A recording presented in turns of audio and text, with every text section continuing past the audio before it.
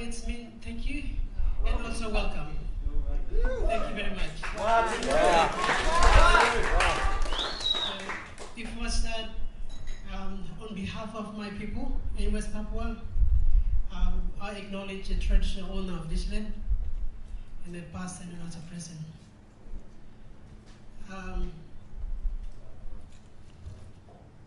So my name is Alpheus Miyake. I'm from the Highlands of West Papua, and I've been here for almost 7 years.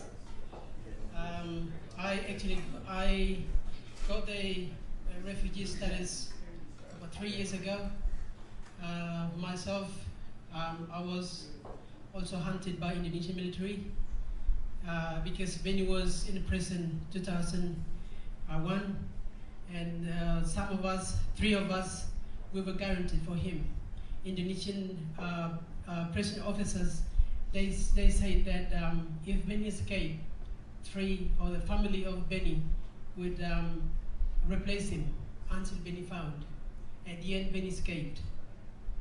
We don't know what happens, but he ended up in UK. So we were hunted. I was in the jungle for 2 years, and until I came here. It's a very long story, just a little bit of myself. And I'm also an activist and also a Free West Papua campaign leader in Perth. It is really a privilege to be here and to see all of you guys have amazing energy and spirit standing together for one cause, which is West Papua.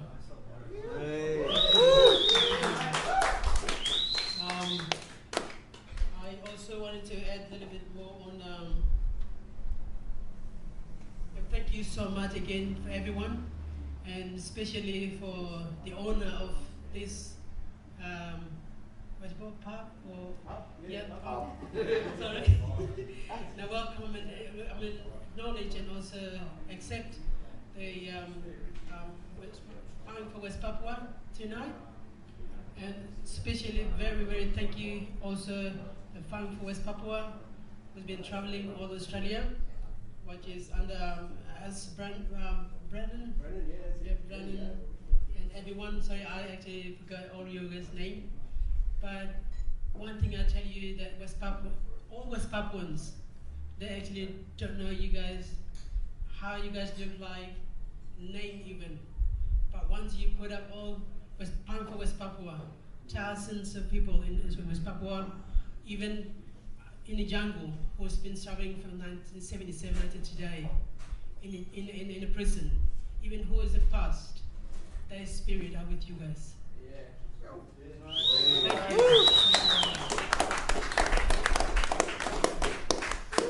And also the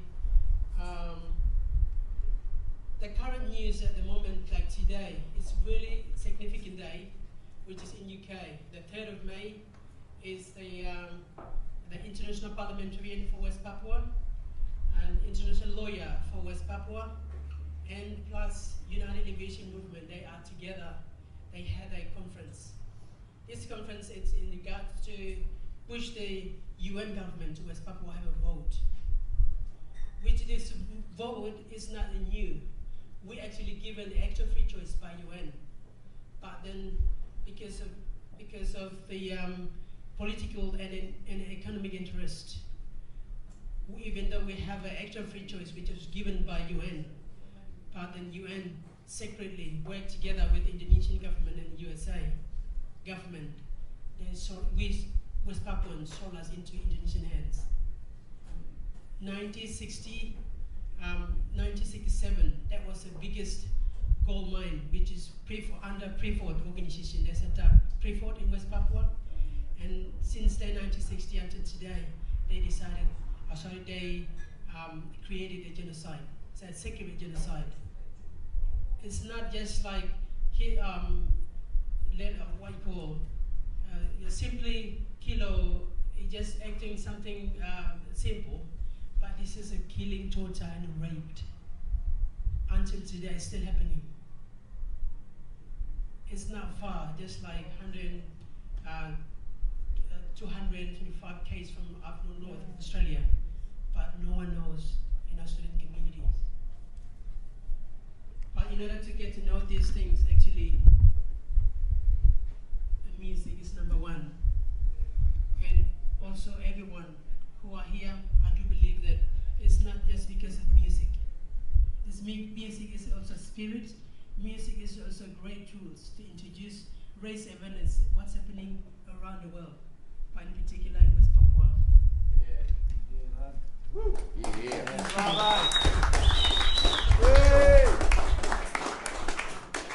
Yes, and lastly, this event actually coming, speaking tour, which is Mr. Benny Wenda. Everyone knows Benny is. Yeah. So Benny is the he's the founder of Free West Papua campaign, and also the leader of Free West Papua campaign, and also he is the International United Liberation Movement spokesperson. So he's coming over in Australia for speaking tour, which is at the moment confirmed by 4 states: Western Australia, Adelaide, Sydney, and Brisbane. So, so in Perth we'll start. He's coming on Saturday, 30th. 14th will be the what you call One People, One Soul Culture Day. So free family event, which local bands include cultural performances and then also fun for kids. And Thursday, 17th, is a breakfast day with Benny and some political party, just Green, and some activists are involved, and also I think 5 or 6 speakers can share on the breakfast day with Benny. And Wednesday 18th is film night and meal night at Fern in Fremantle. If some of you guys know about Fremantle, that's really close by, and at Fern. And for this, actually, to buy a ticket to go Enoa. I don't know if Enoa is here yet, but she's organized for the ticket. So if you're interested to go join us at the night film and night meal, please contact your Enoa. That's actually very much I would like to say today. But also, sorry, just one more thing, the last one. It's a Day of Terror, which is 1st of May. It's really a historical day of West Papua. I think I already mentioned this, but where this is the day of the UN handed over or solas into Indonesian government. So which is last 2 days ago. So everyone actually standing up everywhere in West Papua and around the world. So it's just that's information you want in the past. It was a really significant day for us to stand up, remembrance of what you call heartbrokenness. Yeah. Even in Indonesia, they actually took everything and smile, take it over. I always say to my friends, West Papua is like kitchen. The mother cook the food. The kids or the family, they come and they grab the food. One day come without saying thank you, they grab it again.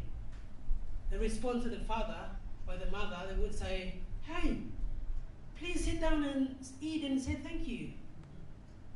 That is the attitude of the Indonesian government and military. They grab, they eat, they get, they're feeling greedy, get anything that what they want, but they don't know who it belongs or belongs to the countries, who it belongs to the natural resources. They call us animals, they call us monkeys, they call us pig eater, they call us red black.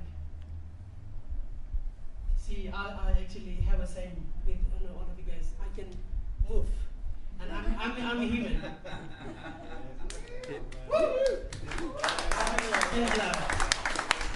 Free West Papua! Free West Papua! Free West Papua! Free West Papua!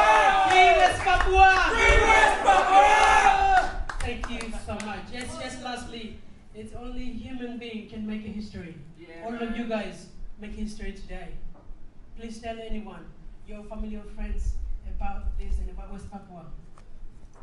Thank you so much. We will all West Papua need your support, need your voice, raise awareness is true everywhere. Thank you so much. Wow. Wow.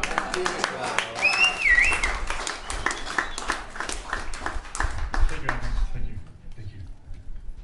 I don't know how to top that, other than to introduce two gentlemen that I met on my travels around the country to make this film. I can honestly say that with everybody interviewed around the country, I made some lifelong friends, except for these two guys. No, in seriousness, we actually had the best day.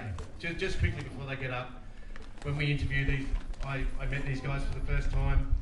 We went down to the Yagan statue, and then we had a beautiful day down at Harrison Island at the refugee camp down there, and it was a beautiful day.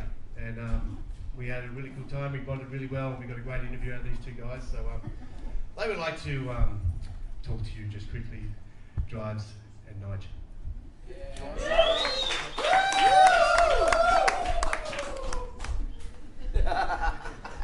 All right. First of all, we want to thank you all for coming along and supporting a good cause. I don't really want to go on too much about what's happening because you'll find that out in the documentary. But basically, we don't hear anything about what happens here in Australia because all these mines and resources in West Papua, they're like partly owned by Aussie companies like Rio Tinto and BHP.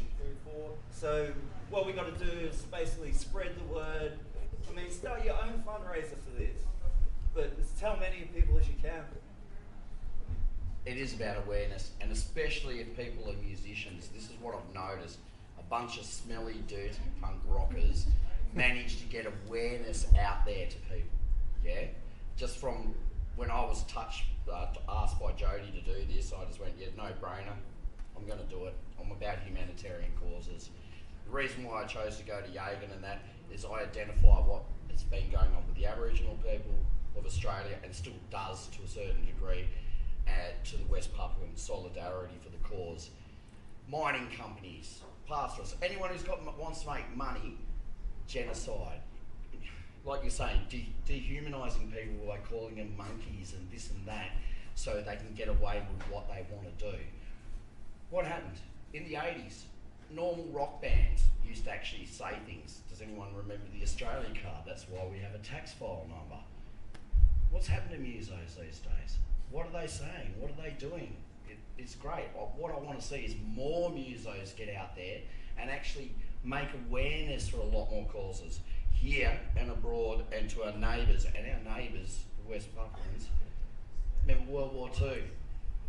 They helped our people too as well. That's something we should never forget, yeah?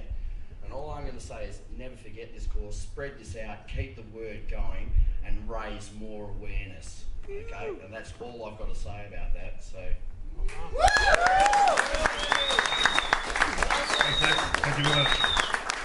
I won't keep you too much longer, but I've just got a couple of points I need to make.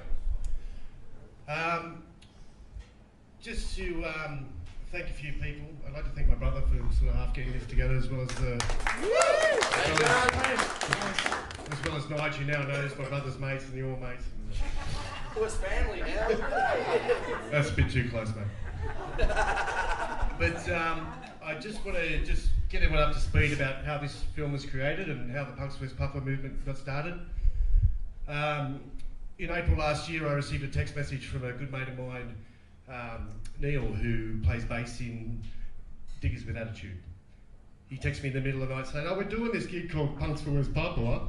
Can you come and video the gig? We're going to make a little bit of money and raise some awareness for West Papua." I was like, "Yeah, that'd be cool. I'll come and shoot it. We'll do a couple of interviews, make it look really good." Little did I know what I got myself into. Within 2 weeks, the gig had spread around the country.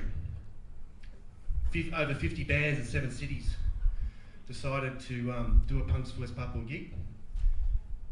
And on or around the 29th of June last year, they all played under the Punks West Papua banner, which I think was amazing.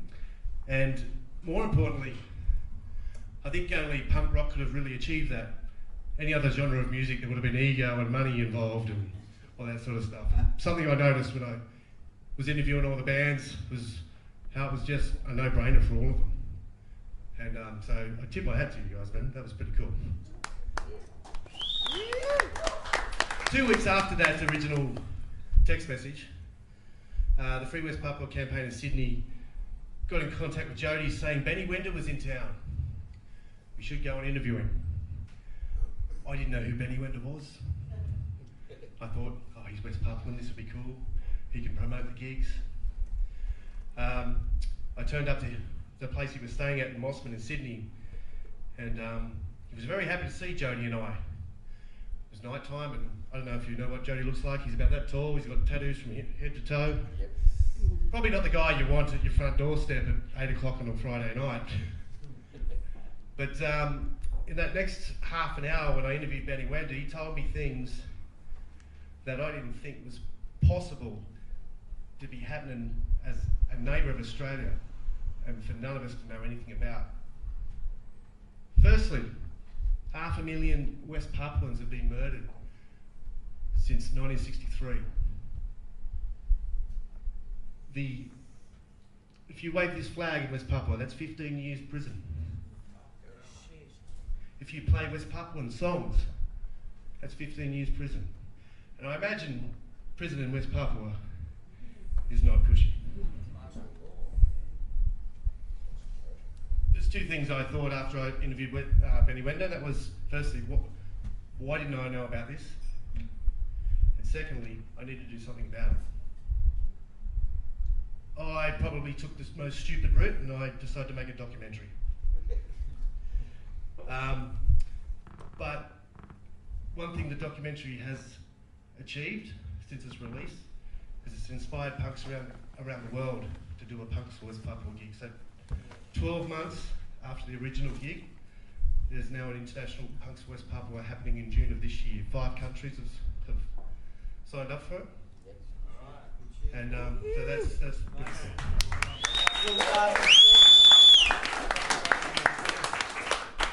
It's also picked up a couple of awards at some film festivals too, just quietly.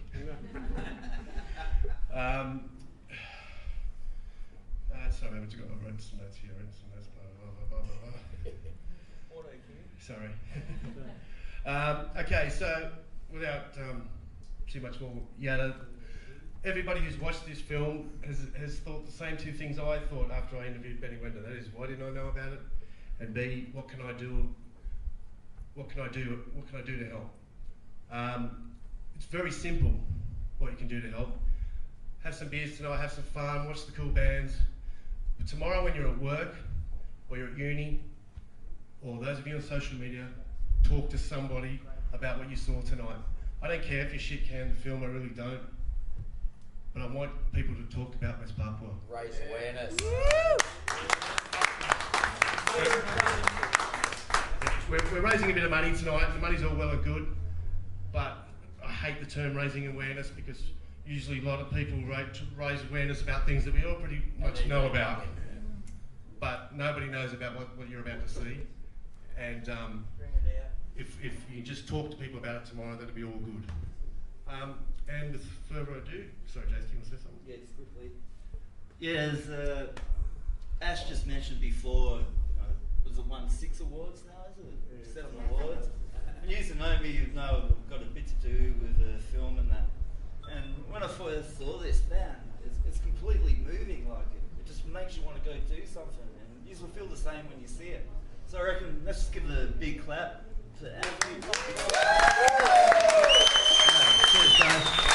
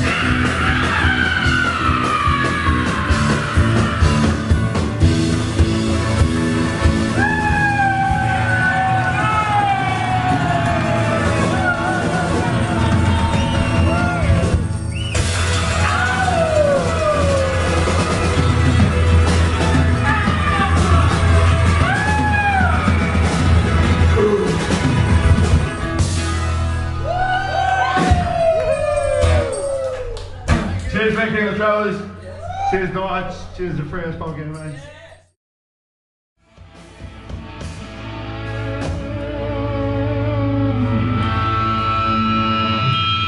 Nobody is my name. It sure is.